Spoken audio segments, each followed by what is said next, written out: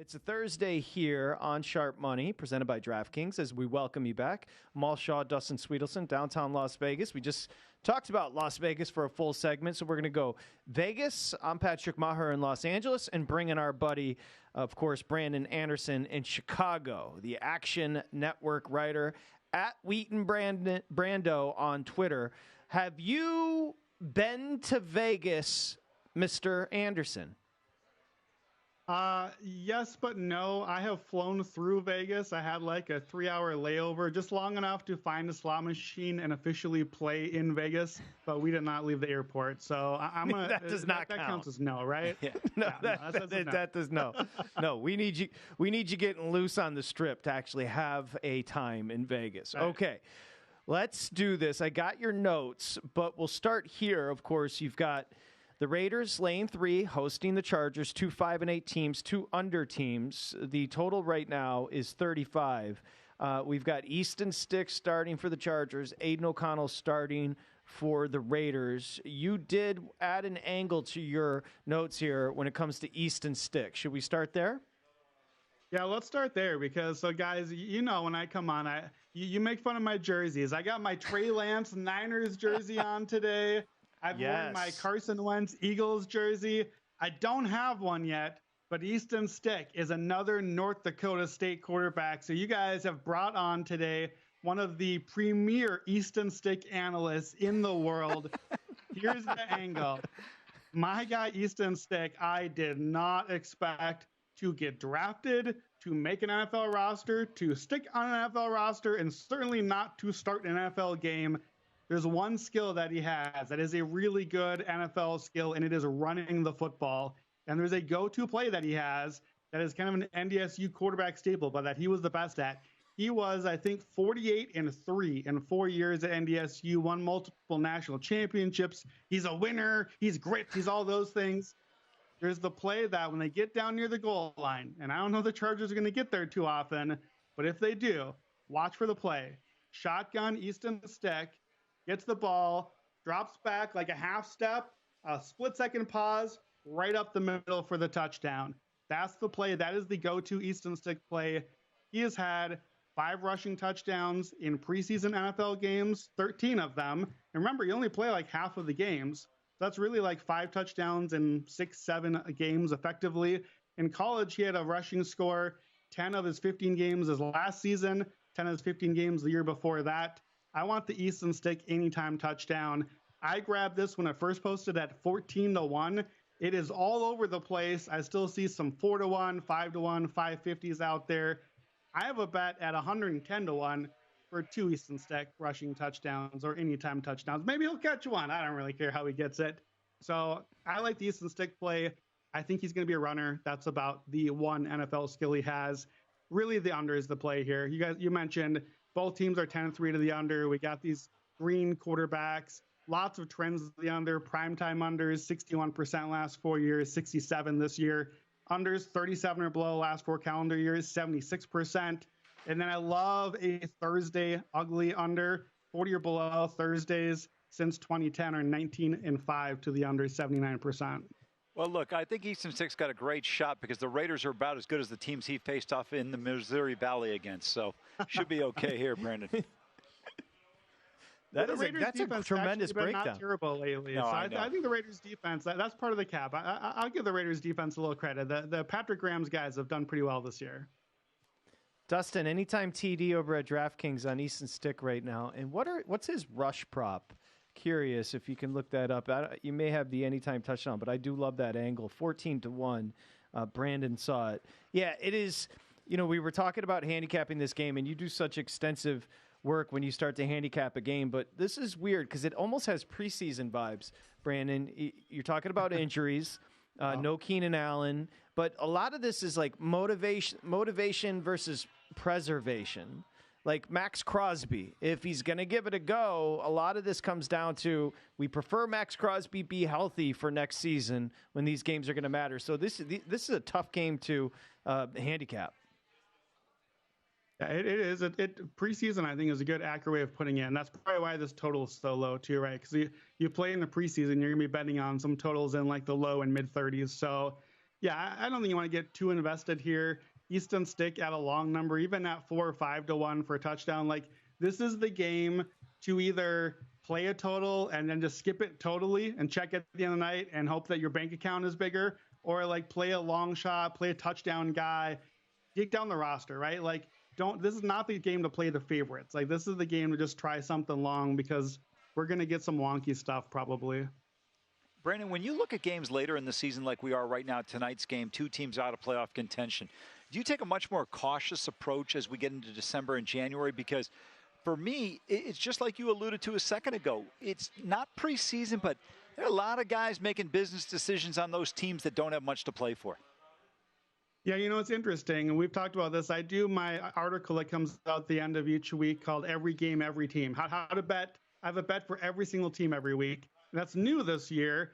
Last year and in previous years at Action Network, I had the ability to just pass on a game. Like, I had to write my picks for the week, and I probably would have got to this game and been like, nope, don't need it. Like, one of those where you look at the beginning of the week, it's week 15, it doesn't matter for either team, there's no stakes. There's really not draft stakes. Like, we don't even know, nobody needs to lose here. They're just stuck in the middle. You just cross it off. It's like a 1-minute analysis, and you're like, don't need it, on to the next game.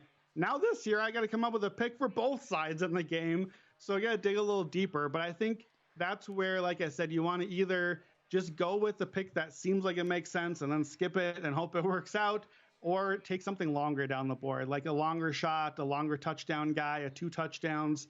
Like, use the wonkiness in your favor, like you win a preseason game where you don't have to just bet on, like, there's money to be made in preseason, right? Like, You can bet those games. There's some angles there if you get the right angle and kind of can guess on motivations and where things are going. So it can be an avoid if you don't want it, but you can find some angles there too, I think.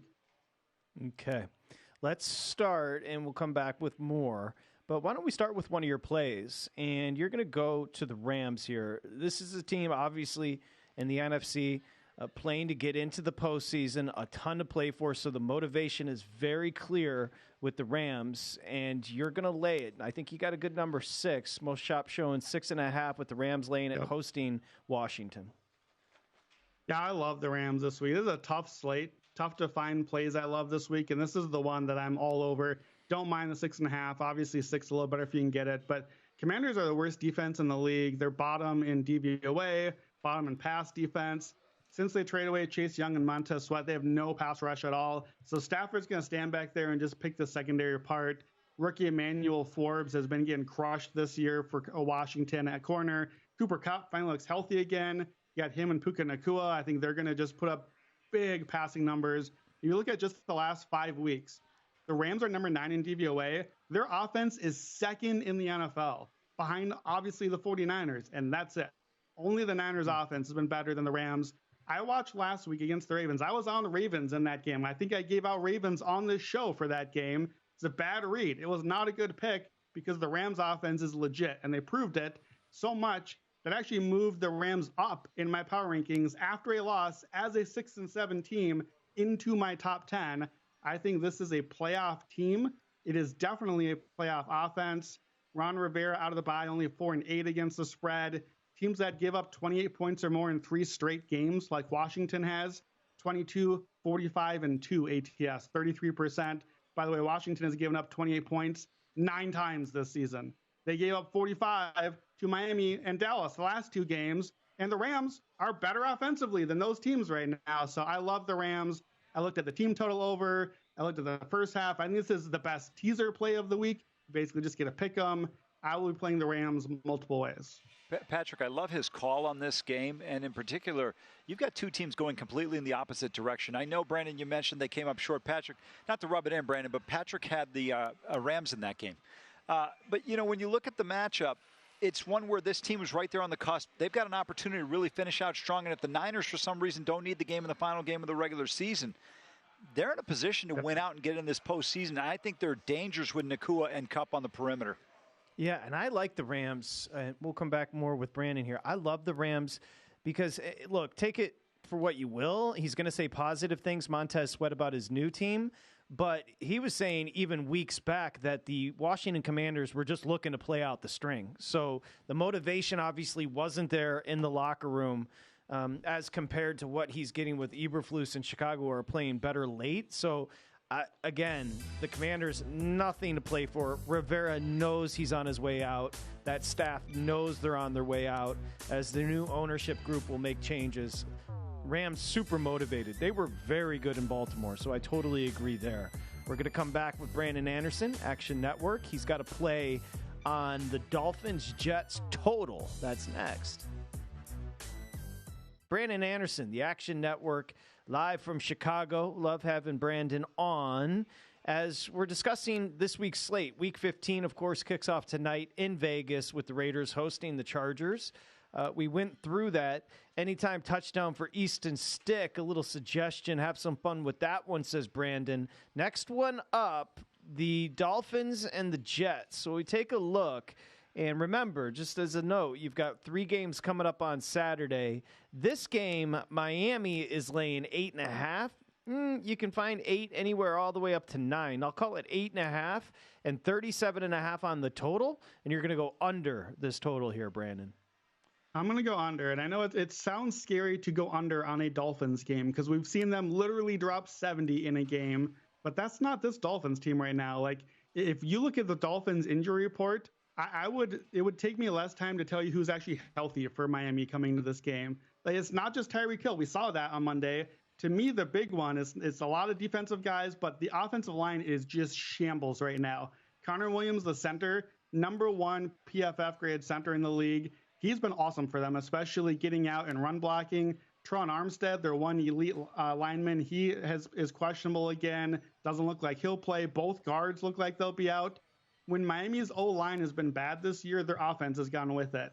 Like, I think we tend to be like, well, the Dolphins choke against good teams. They figured them out. And there is certainly some of that happening, but it's coincided with the O-line being bad, and it throws off Tua's timing. And Tua and this offense, it's like, when it's on, it's the beautiful whirring machine, right? The motion and the quick passes and getting the ball out. It's not on right now. We saw that against Tennessee. The offense at 3 points going into the fourth quarter at home against the Titans, right? They had a pick 6 and 3 offensive points. The Jets defense is really good. We know this. Like, I don't need to tell you about the Jets D being good. I don't think I need to tell you about the Jets offense not really being able to put up a lot of points here. Zach Wilson or otherwise, they're bad O-line. Miami's defense actually is rated pretty good. Jets had scored 13 points or less 6 straight until last week. So not going to get much from them. And then, I'm sure you've talked about it, this is a big weather game. Right now, 16-mile-an-hour winds looking in Miami, possible rain. Games that have 10-mile-an-hour wind or more in the last 3 years, 64% to the under. Zach Wilson games with a total 41 or below, 9-2 to the under. Never once has one of those games with Zach Wilson crossed 40 points. So we need a little lower than that, but I like the under here. Black Friday. Remember we had to watch this one on Black Friday? Finished with 47. 2 pick sixes, so that's 2 touchdowns, 14 points in the final 5 minutes of garbage time. Otherwise, 20 points. I think we end up closer to that. I'll take the under. Great breakdown of that matchup. Do you think Miami's in peril to potentially lose this AFC East division with a bad loss to Tennessee? They still close out with Buffalo. They've got the Ravens and the Cowboys. We were talking earlier in the week, the Bills at plus 320 to 380 may not be a bad bet to win the division. You know what? It's not a bad bet unless you took it last week and had the Bills plus 1,700 like I did when I got the Bills. Then I got Josh Allen 50-1. I'm in on the Bills. I'm out on the Dolphins. I can't say I expected the Titans loss. I certainly did not. I almost waited to get past the Titans win for Miami. I'm glad that I didn't. I think Miami is in real danger, not of just missing the division. I think that they have a chance to miss the playoffs. You lose this one against the Jets, they got Cowboys, Ravens, Bills.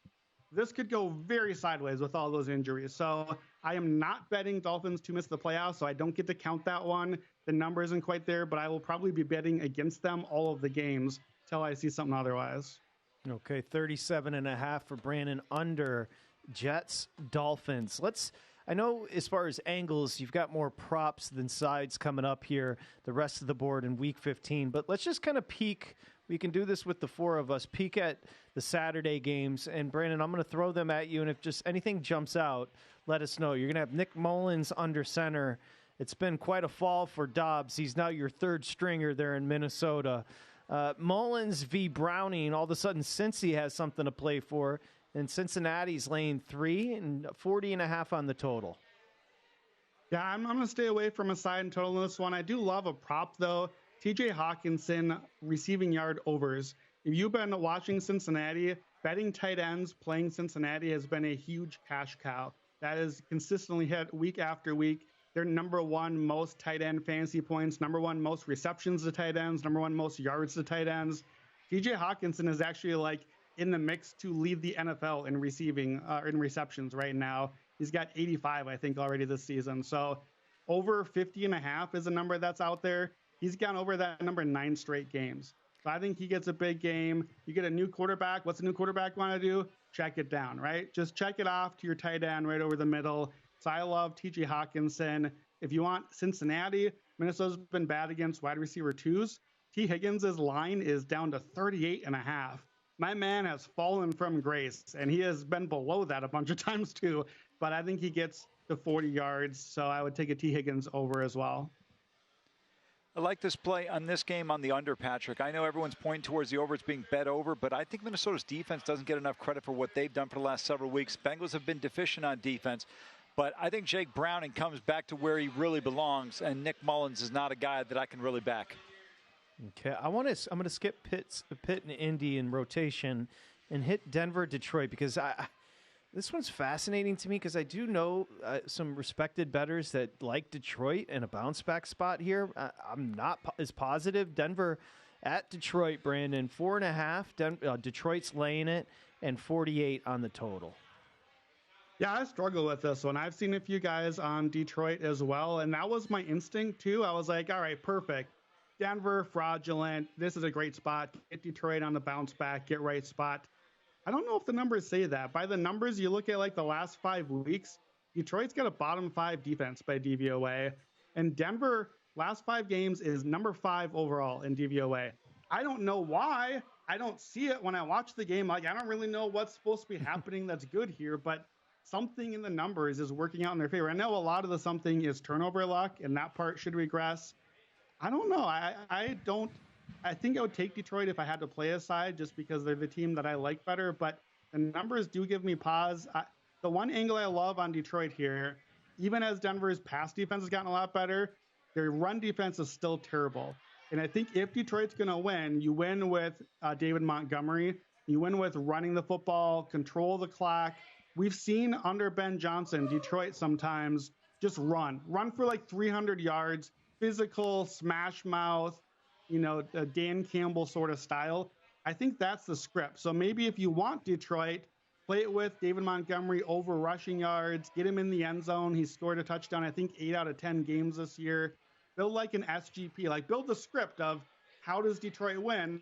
Well, they probably win by running the football. So I think that would be my angle here. Yeah, Patrick, I have no play on this game, but looking forward to this game. It's going to be important for both sides. Yeah, I'm just going to say I agree with both of you. I'll say this about when Campbell says that they're going hard nose, he's the type of dude that literally means he wants to run the football. Oh, yeah. That's it. Like, the offense for Detroit is a given, but he is going to focus on running the football. And it's interesting. Like, they just don't have a defensive front. Their defense, I watch every Lions game, and it's almost impossible to explain what a sieve this defense is right now. 28 to the Bears, but prior to that, everybody's getting 30 on them. You could look to the total if you'd like. I just think it's going to be a grind. Look to the Montgomery props. They're going to try to run the football, establish whatever the Campbell identity is. We know he likes to be the tough guy.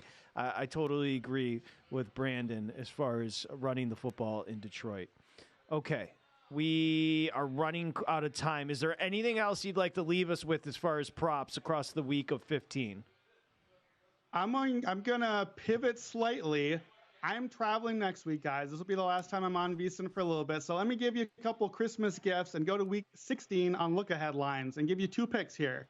Rams -4 Thursday night against the Saints is a terrible line. I think this is the look-ahead spot of the year. We talked about the Rams, number 2 offense right now. The Saints are 30th in defense over the last 5 games. They're one of the few teams worse than the Lions that we just talked about. And I think their injury report is very bad. They could be missing a bunch of dudes on a short week. We get Dennis Allen with no time to prep. Dennis Allen's terrible with all the time to prep. So he gets no time against Sean McVay. I think that's a terrible spot for the Saints. I love the Rams there. And then on Christmas Eve, Sunday, Chicago Bears -3 against the Cards. Again, we're rating these teams equal. They're not equal. The Bears are third in DVOA defense the last 5 games. I love the Bears there as well. Repping my hometown Chicago area here. So 2 picks for next week. Rams -4, Bears -3. Wonderful. Thank you for that, and Merry Christmas to you. Happy holidays, Brandon Anderson, the Action Network writer at Wheaton Brando. Thank you, Brandon. Appreciate it. Thanks, guys. Merry Christmas. Go to VSiN.com/subscribe to become a VSiN Pro subscriber today.